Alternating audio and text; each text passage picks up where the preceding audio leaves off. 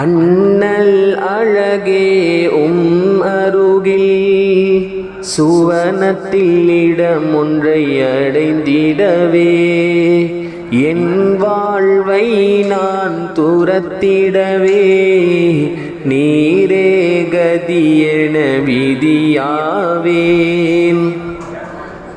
தனிமையிலே நான் இருக்கையிலே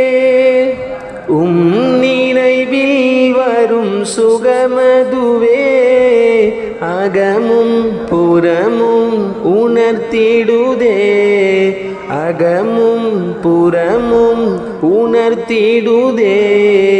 ஈடும் இல்லை அதற்கென்றே என் வாழ்வின் எல்லை நீரே என் சுவனம் என்றும் நீரே நிம்மதி என்றும் அதில் நீரே.